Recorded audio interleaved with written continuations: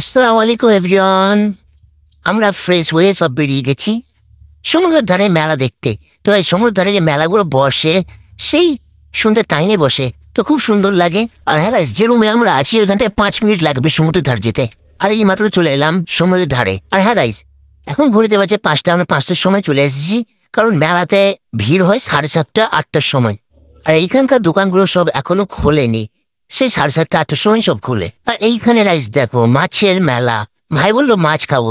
আর এইখানে কি কি মাছ আছে দেখো গাইস, লাল কাঁকড়া, চিংড়ি, অক্টোপাস, ইলিশ, পমফ্রেট। তো গাইস মাছের দাম অনেক। এই দীঘাতে এসে মাছ খেতে গেলে মানে ভিখারি হয়েও। আর হ্যাঁ গাইস দেখো অক্টোপাস, অক্টোপাস দেখে আমার গা কেমন হয়ে উঠেছে, তাই জন্য গাইস আর মাছ খেলাম না। আর গাইস আমি এখানে চুরি কিনতে এসেছিলাম, আমাকে পুলিশে ধরে নিয়ে এসে দেখো গাইস। क्या देखना पड़ रहा है। अच्छा है मैं अंधा हूँ। শেষ বেশ চলে এলাম সমুদ্রের ধারে হাওয়া খেতে।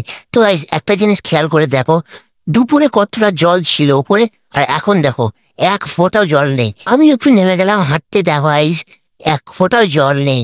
কত সুন্দর লাগছে গাইস। আর গাইস ভিডিওটা ভালো লাগলে অবশ্যই লাইক কমেন্ট সাবস্ক্রাইব করে দেবে। Tata, bye bye.